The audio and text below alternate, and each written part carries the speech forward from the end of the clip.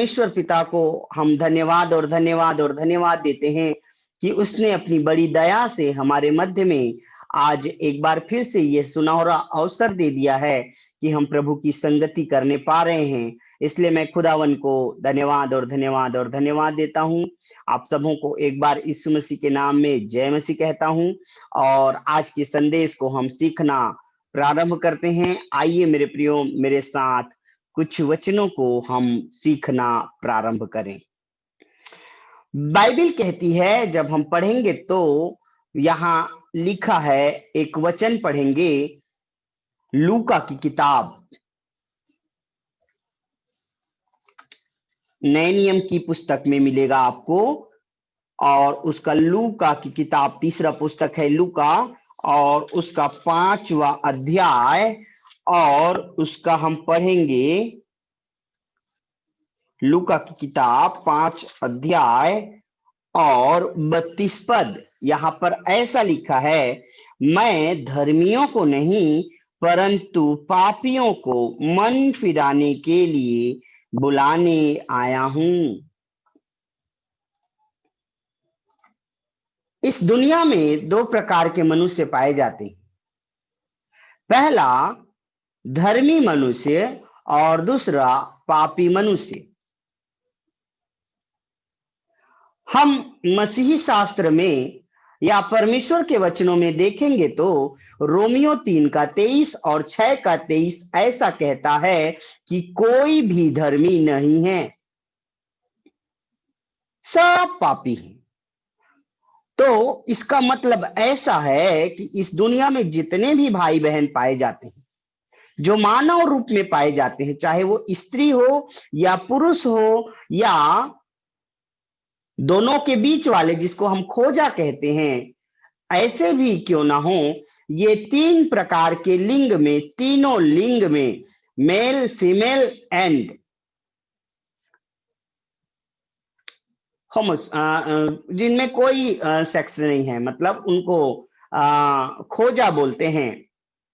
ठीक है, बाइबल की भाषा में उनको खोजा बोलते हैं।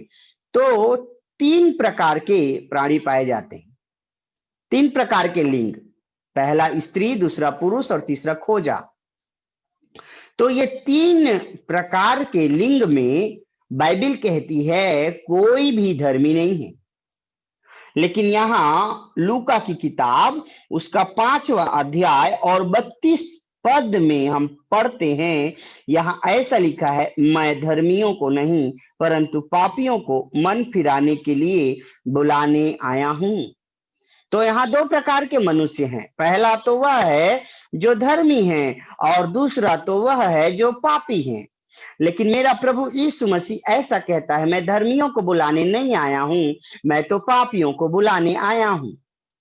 इसका मतलब है प्रभु यीशु मसीह धर्मियों को नहीं परंतु पापियों से ज्यादा प्रेम करते। हालेलुया। और प्रभु पापी को ही बुलाने आए। तो बाइबल क्या कहती है, तो फिर धर्मी कौन है? धर्मी, बाइबल कहती है धर्मी कौन है? रोमियो 3 के 23 के अनुसार कोई भी धर्मी नहीं है, एक भी नहीं। इस दुनिया में एक भी धर्मी व्यक्ति नहीं है, स्त्री नहीं है, पुरुष नहीं है। तो कौन है धर्मी फिर? कौन है धर्मी? बाइबल कहती है एक ही धर्मी है, एक ही परमेश्वर धर्मी है, और उसका नाम है सृष्टिकर्ता परमेश्वर, पुत्र यीशु मसीह और पवित्र आत्मा। ये त्रिएक परमेश्वर धर्मी परमेश्वर है, और धर्मी प्रभु यीशु मसीह है। जिसने मानव रूप लिया वो धर्मी है। मनुष्य का रूप लेने के बाद भी उसने पाप नहीं किया, उसके मुंह से छल की बात नहीं निकली, उसने गाली के बदले गाली नहीं दिया, वरन उसने हमारे रोगों को सह लिया, उसने मार खाया, और उसका नाम है यीशु मसीह। एक धर्मी है मात्र। हालेलुया। तो बाइबल कहती है, मैं धर्मियों को नहीं परंतु पापियों को मन फिराने के लिए बुलाने आया हूं। तो प्रभु किस बात के लिए बुला रहा है व्यक्ति को? मन फिराने के लिए। और जब प्रभु एक व्यक्ति को मन फिराने के लिए बुला रहा है तो उसको प्रभु के पास जाने के लिए कदम बढ़ाना पड़ेगा।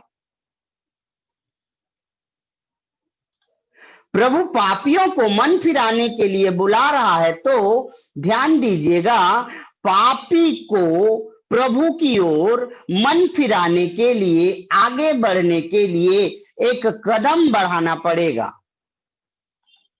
अब आपको पता है, जब एक बच्चा चलना प्रारंभ करता है तो उसको पहला कदम बिना सहारे के बढ़ाने में कितनी मुश्किलों का सामना करना पड़ता है। हालेलुया।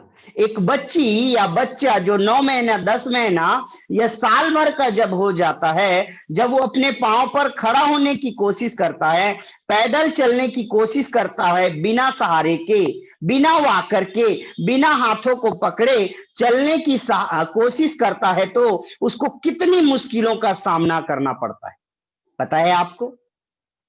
कितने बार गिरता है, कितने बार लड़खड़ा जाता है, कितने बार उनको चोट भी लगती है, और कभी कभी तो सिर में, नाक में, होंठ में कट भी लग जाता है, घाव भी बन जाते हैं। कुछ इसी प्रकार जब एक पापी मनुष्य मन फिराने के लिए अपने कदम को परमेश्वर की ओर आगे बढ़ाता है तो वो कई रुकावटों का, कई बाधाओं का, कई एक समस्याओं का सामना करता है।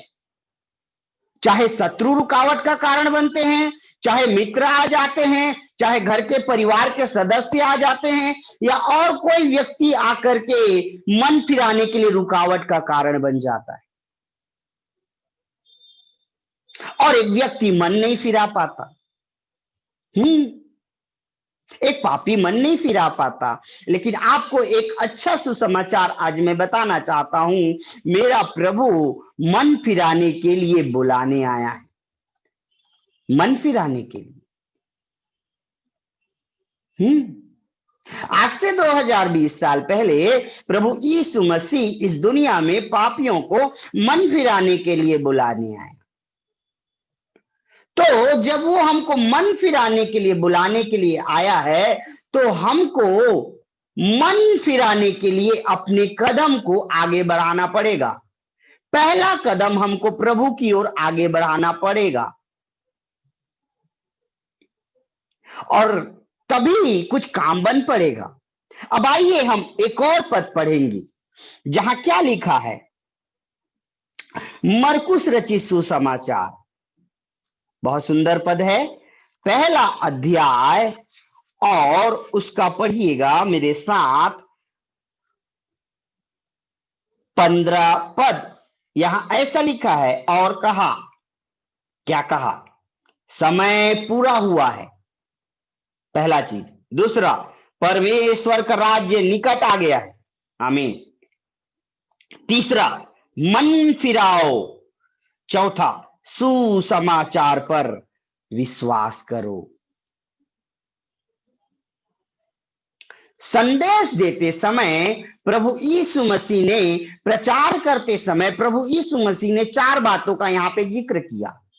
पहला, द टाइम इज फिनिश्ड, अर्थात समय पूरा हुआ है, बाकी नहीं है, समय पूरा हो चुका है।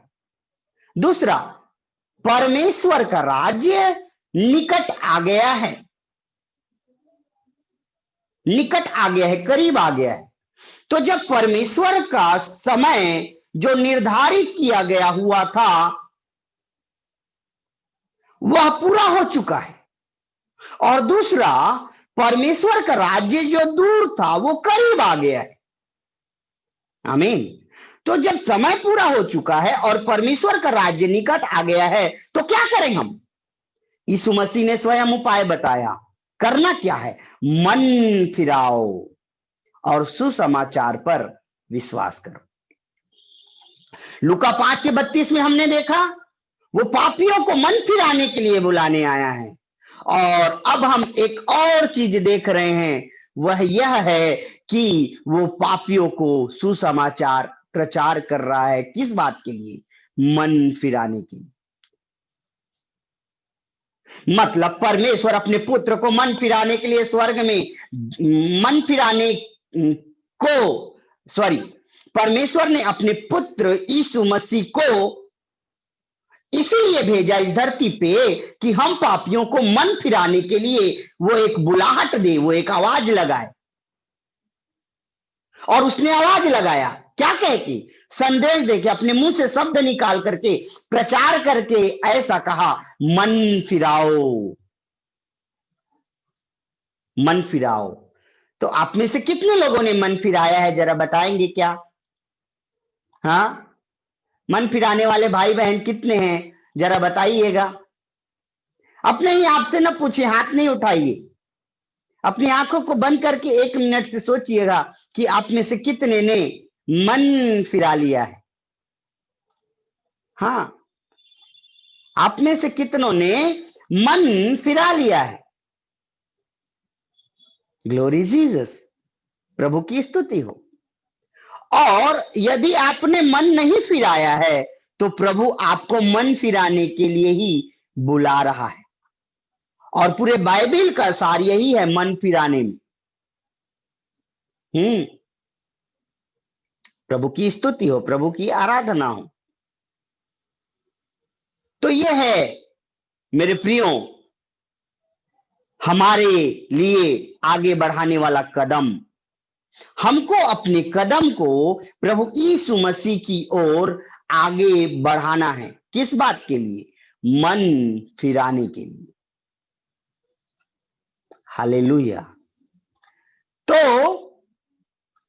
ध्यान दीजिएगा, अब हम पढ़ेंगे मत्ती की किताब,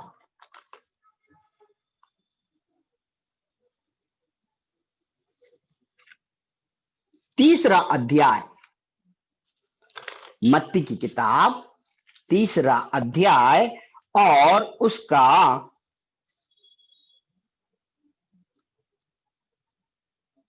11 पद से मैं पढ़ रहा हूं। मैं तो तुम्हें पानी से मन फिराव का बपतिस्मा देता हूं, परंतु जो मेरे बाद आने वाला है वह मुझसे शक्तिशाली है, मैं उसकी जूती उठाने की योग्य नहीं। वह तुम्हें पवित्र आत्मा और आग से बपतिस्मा देगा। उसका सूप उसके हाथ में है और वह अपना खलिहान अच्छी रीति से साफ करेगा और अपने गेहूं को तो खत्ते में इकट्ठा करेगा, परंतु भूसी को उस आग में जलाएगा जो बुझने की नहीं। आमीन। प्रभु इन वचनों के पढ़े जाने के द्वारा हम सबों को आशीष दे। हालेलुया। तो हमने देखा मेरे प्रियो, यहां क्या लिखा है, यूहन्ना बपतिस्मा दाता ने यह प्रचार किया और यह संदेश दिया कि मैं तुम्हें मन फिराव का बपतिस्मा देता हूं। हालेलुया। तो 2 बपतिस्मा है। जो यूहन्ना बपतिस्मा दाता ने बपतिस्मा दिया वह था मन फिराव का, अर्थात उसने बपतिस्मा दिया वह इसलिए था कि लोग मन फिराने के लिए तैयार हैं। तो उन दिनों में जो यूहन्ना बपतिस्मा दाता सेवकाई कर रहे थे, जो प्रभु के अभिषिक्त थे, जो प्रभु के दूत थे, वो सेवकाई करते समय बपतिस्मा देते थे। किस बात के लिए? वो बपतिस्मा इसलिए देते थे कि यह पहचान की जाती थी या यह मालूम हो जाता था कि जो भाई या जो बहन बपतिस्मा ले रहा है वह मन फिराने के लिए तैयार है या वो मन फिरा चुका है। लेकिन नए नियम में प्रेरित पौलुस, पतरस और अन्य प्रभु के प्रेरित यीशु मसीह के साथ सेवकाई करते समय जो बपतिस्मा दिए वो पापों की क्षमा के लिए था। तो यीशु मसीह की सेवकाई के प्रारंभ से पहले यूहन्ना बपतिस्मा दाता ने जो बपतिस्मा दिया वो मन फिराव के लिए था। यह पहचान था कि जो बपतिस्मा ले रहा है वो मन फिरा चुका है या मन फिराने के लिए तैयार है परमेश्वर के राज्य में जाने के लिए। उसके बाद जब यीशु मसीह ने बपतिस्मा लेने के बाद सेवकाई प्रारंभ किया तो उसके बाद जो बपतिस्मा दिया जाने लगा वो बपतिस्मा था पापों की क्षमा के लिए, जो आज भी दिया जाता है। आमीन, हालेलुया। पापों की क्षमा के लिए बपतिस्मा दिया जाता है। तो दो बपतिस्मा हो गया। उसके बाद जब नए नियम में प्रभु यीशु मसीह ने सेवकाई प्रारंभ जब यीशु मसीह ने सेवकाई प्रारंभ की तो सेवकाई को प्रारंभ करने के बाद वहां पे 3 बपतिस्मा के विषय में लिखा गया है। कौन कौन से 3 बपतिस्मा?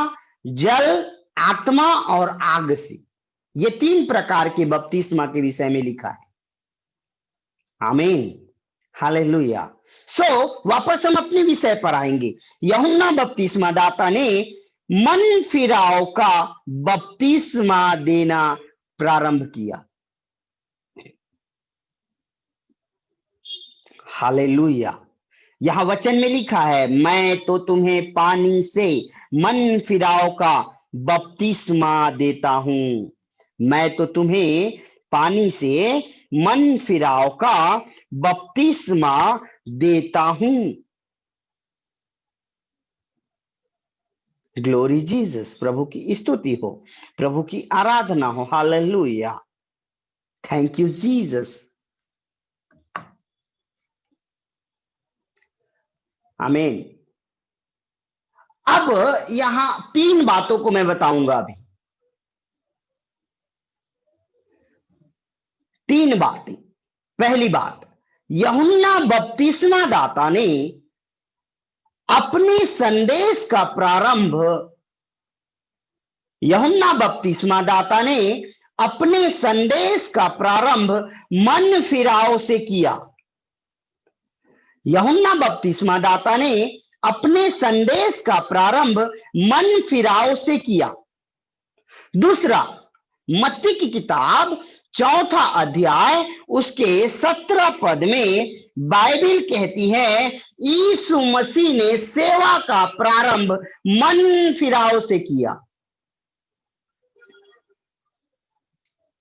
ध्यान से सुनिएगा। हालेलुया। 2 बातें मैंने बता चुकी।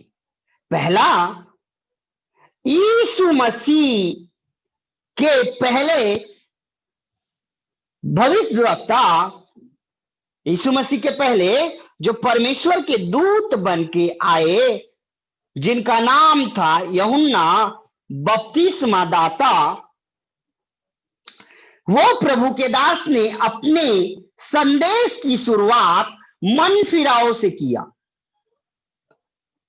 तो पहला संदेश मन फिराव का था।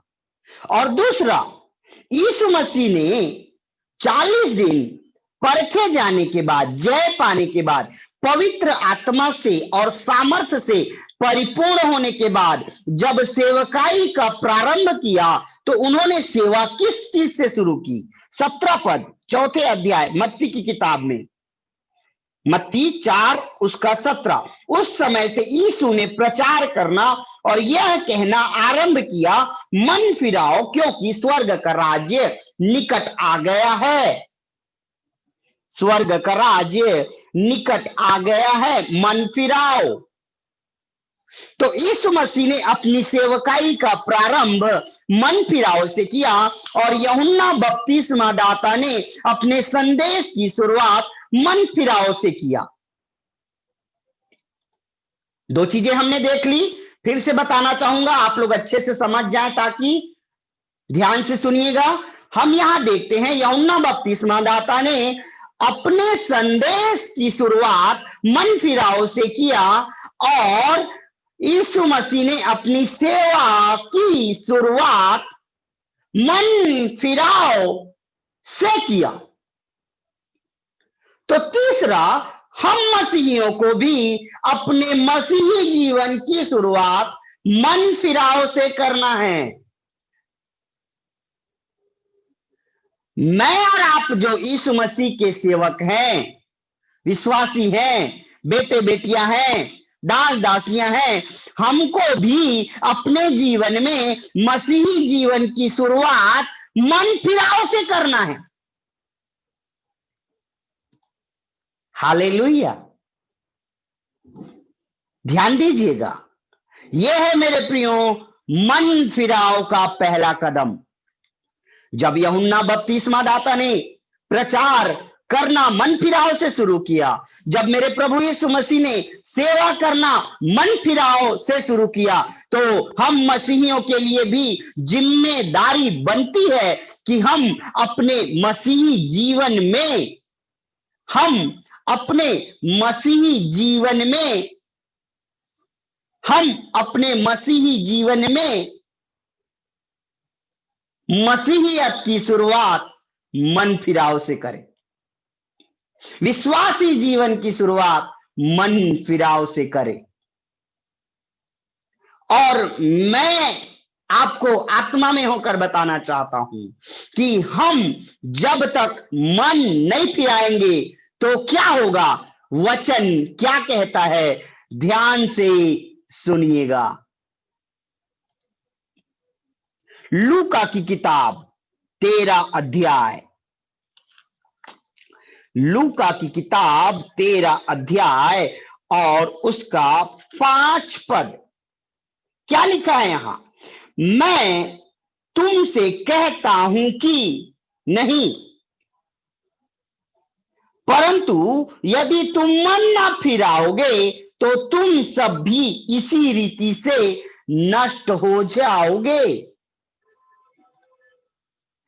स्वयं यीशु मसीह ने कहा कि मैं तुमसे कहता हूं कि तुम मन ना फिराओगे तो तुम सब भी इसी रीति से नष्ट हो जाओगे। कौन सी रीति से नष्ट हो जाओगे तुम सब?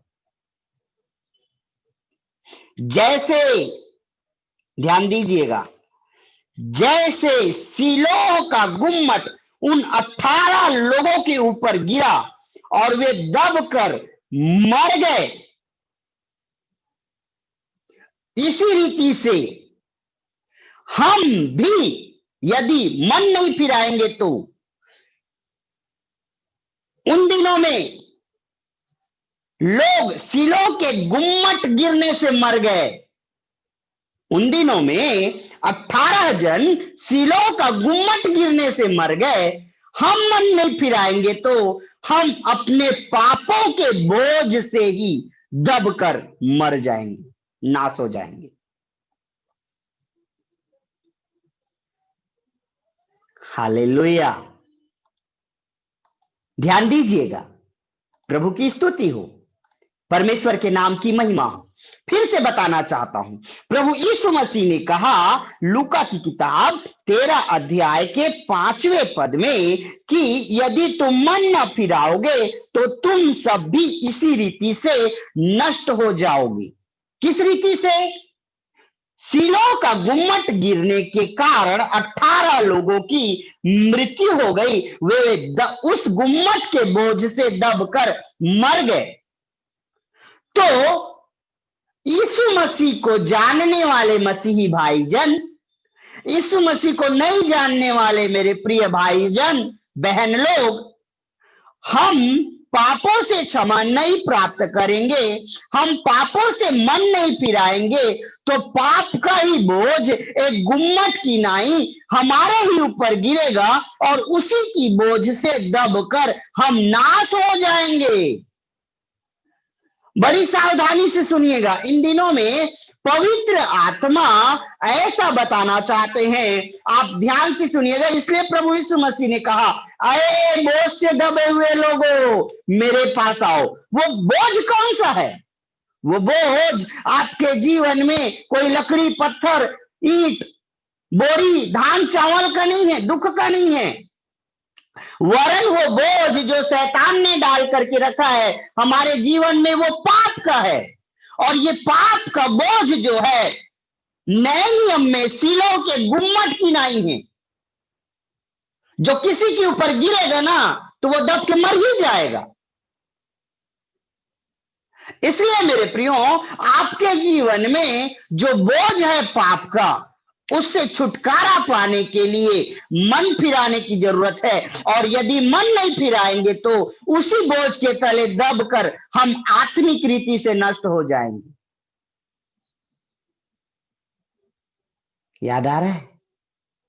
कुछ समझ में आ रहा है मेरे भाई और बहनों? हालेलुया। आज कितने लोग इस गुम्मट के नीचे दबे हुए, इस सीलों के गुम्मट आत्मिक रूप से आपके जीवन में लदा हुआ है। यह सीलों का गुम्मट आज भी है, आत्मिक रीति से वो पाप है। मनुष्य के जीवन में होने वाले पाप, और इसलिए हमको मन फिराने की जरूरत है, और इसलिए हमको मन फिराने की जरूरत है।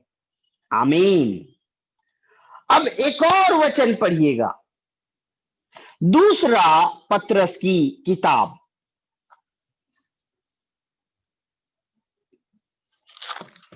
तीसरा अध्याय। दूसरा पतरस तीसरा अध्याय और 9वां पद। क्या लिखा है यहां? ध्यान से सुनिएगा, मैं पढ़ रहा हूं आप सबके लिए। प्रभु अपनी प्रतिज्ञा के विषय में देर नहीं करता, जैसी देर कुछ लोग समझते हैं, पर तुम्हारे विषय में धीरज धरता है और नहीं चाहता कि कोई नष्ट हो, वरन सबको मन फिराव का अवसर मिले। प्रभु यीशु मसीह नहीं चाहते कि कोई भी व्यक्ति नष्ट हो।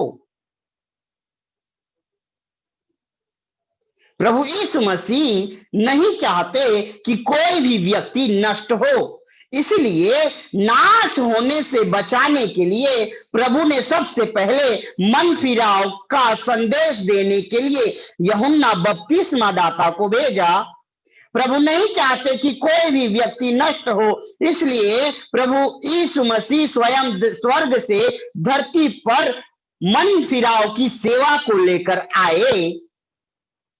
और इसलिए हम भी अपने जीवन को नाश होने से बचाने के लिए मन फिराकर, कदम बढ़ाकर प्रभु की ओर आगे बढ़ने की जरूरत है। अब क्या चीज से मन फिराना है हमको? क्या चीज से मन फिराना है? हाँ, तो आइए मेरे साथ कुछ वचन पढ़ते समय हम देखेंगे। हम राजाओं की किताब में आ जाएंगे। प्रभु की स्तुति हो, प्रभु की आराधना हो। Glory Jesus, hallelujah. सॉरी, राजाओं नहीं, हम दूसरा सामुएल की किताब में आएंगे। दूसरा सामुएल उसका 12 अध्याय।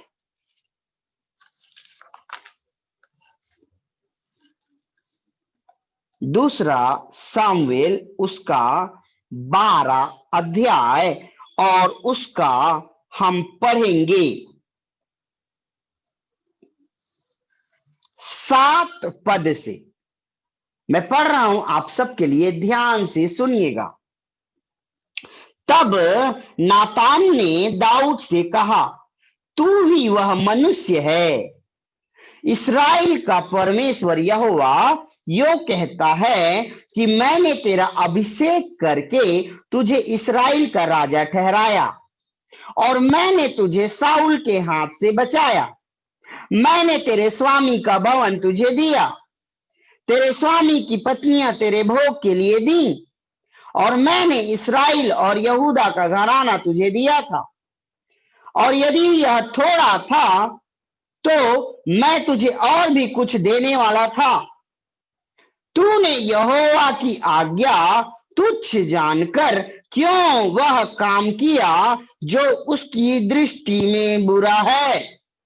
मेन पॉइंट, मुख्य विषय। चाहते हैं तो आप इसे अंडरलाइन कर लीजिएगा 9वें पद को। हित्ती उरिय्याह को तूने तलवार से घात किया और उसकी पत्नी को अपनी कर लिया, और उरिय्याह को अम्मोनियों की तलवार से मरवा डाला। इसलिए अब तलवार तेरे घर से कभी दूर न होगी, क्योंकि तूने मुझे तुच्छ जानकर हित्ती उरिय्याह को की पत्नी को अपनी पत्नी कर लिया है।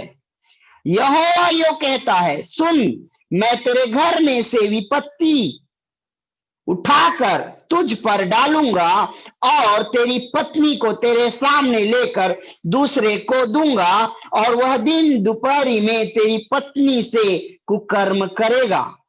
तूने जो वह काम छिपाकर किया, पर मैं यह काम सब इस्राएलियों के सामने दिन दोपहर करूंगा।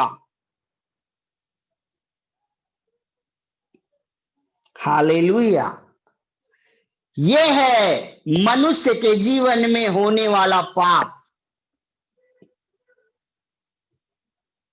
हालेलुया। तो एक चीज आपको ध्यान से बताना चाहूंगा, अभिषिक्तों को या प्रभु के अभिषिक्त प्रभु के वचन को जानने के बाद भी यदि पाप करते हैं और मन नहीं फिराते, तो प्रभु उनके ऊपर, उनके घर में और उनके पूरे परिवार में विपत्ति भेज देता है।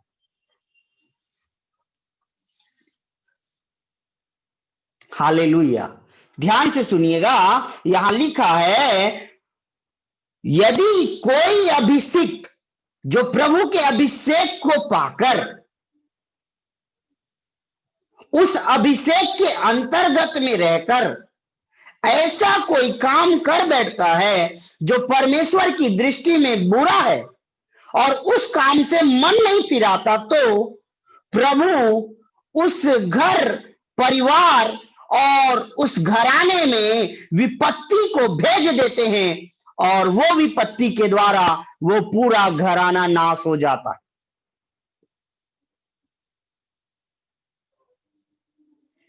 और दूसरी चीज, ऐसा भी हो सकता है कि यीशु मसीह को जानने के बाद, अभिषेक प्राप्त करने के बाद भी कोई पाप कर सकता है।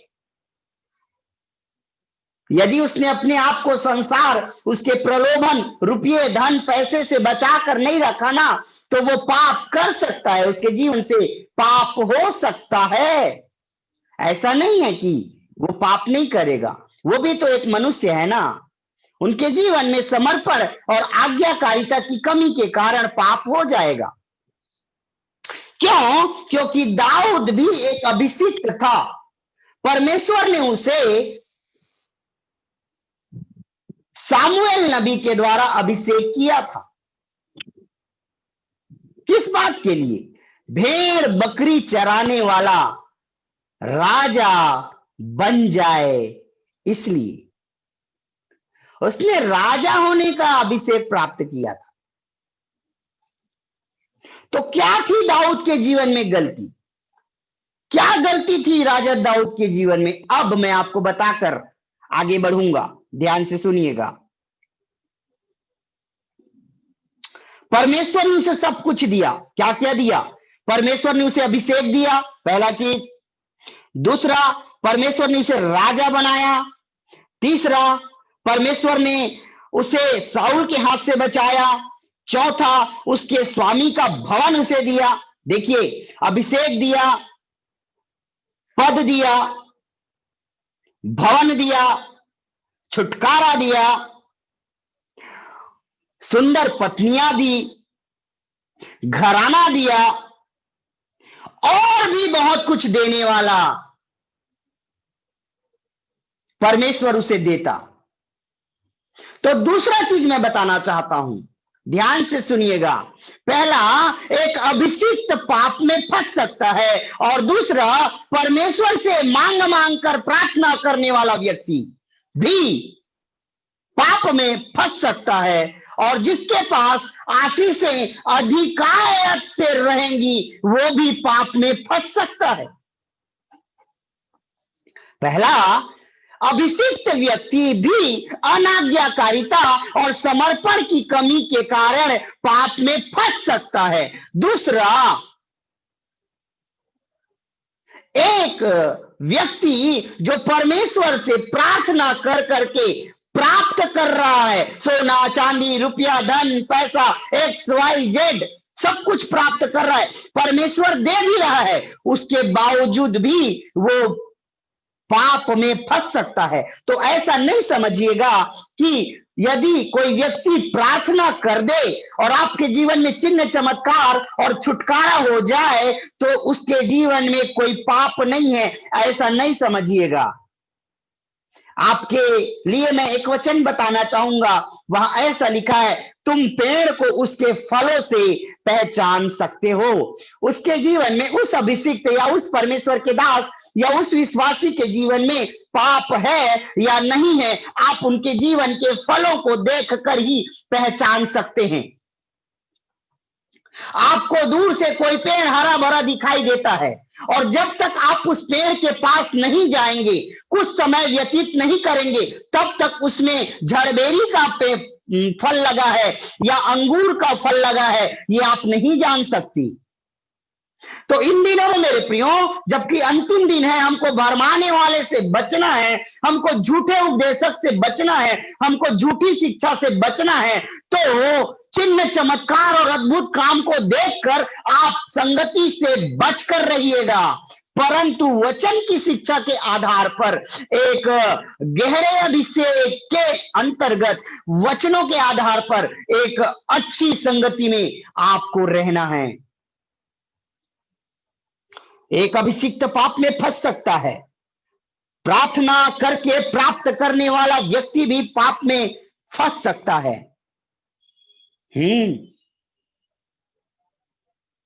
हालेलुया। 9वां पद, दूसरा सामुएल 12 अध्याय का 9वां पद, अब परमेश्वर यहोवा का संदेश नातान नबी के द्वारा दाऊद को पहुंच रहा है। क्या गलती किया दाऊद ने? दाऊद ने गलती किया, उसने आज्ञा को तुच्छ जाना। ये हमको भी नहीं करना है, हमको परमेश्वर की आज्ञा को तुच्छ नहीं जानना है। दूसरा, हमको परमेश्वर की दृष्टि में बुरा काम नहीं करना है, और दाऊद ने किया, परमेश्वर की दृष्टि में जो बुरा था वही काम किया। तीसरा, उरिया को उसने घात कर दिया, अर्थात हत्या कर दिया। उरिया को उसने घात कर दिया। और चौथा, उरिया की पत्नी को अपनी पत्नी बना लिया। 4 बात आगे और देखेंगे, मैं इन 4 बातों को बताकर प्रार्थना करूंगा। आमीन। पहला, हमको परमेश्वर की आज्ञा को तोड़ना नहीं है।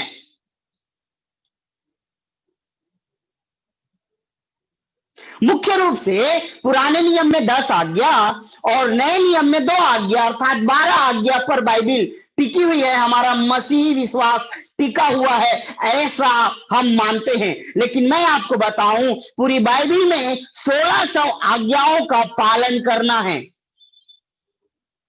और ये एक ही दिन में नहीं होगा, ये 2 ही दिन में नहीं होगा, परंतु ये सनय सनय सनय सनय होगा।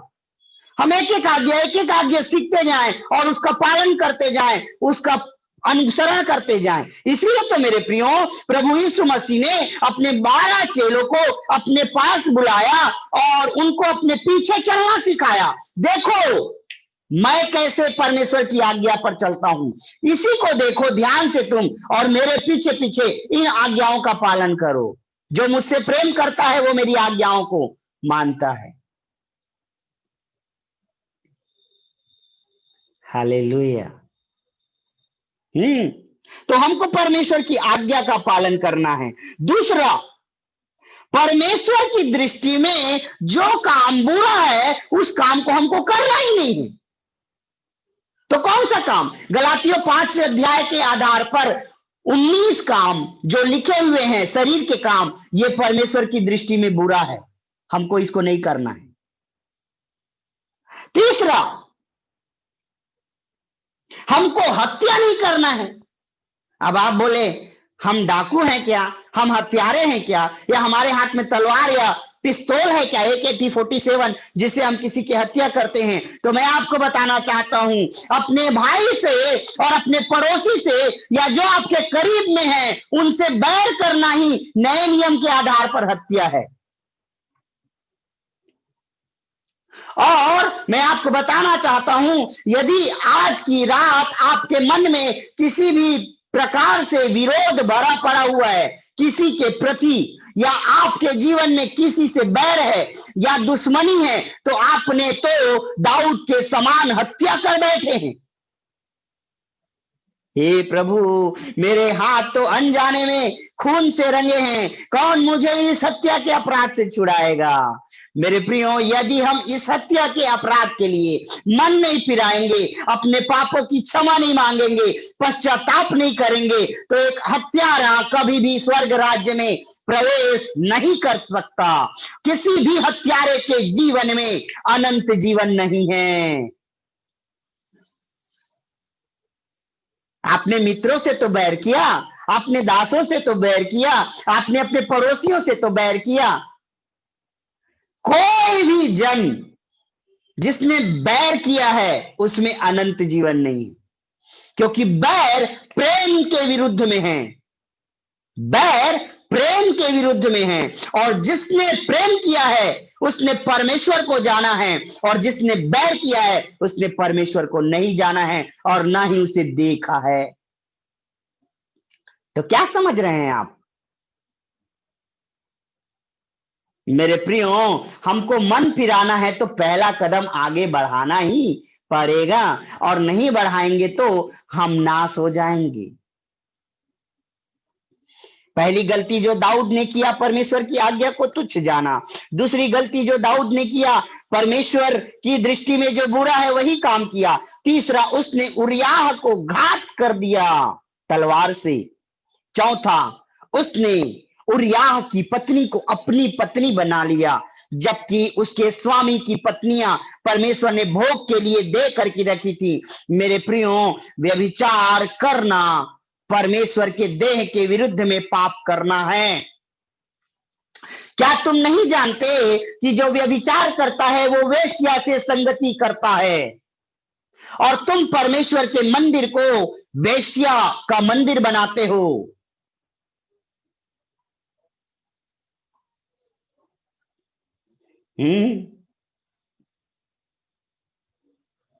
तो हमें इन वचनों को ध्यान से सीखना पड़ेगा, जानना पड़ेगा, और उसके बाद यहां 5वीं गलती दाऊद की लिखी है, तूने उरिय्याह को अम्मोनियों की तलवार से मरवा डाला।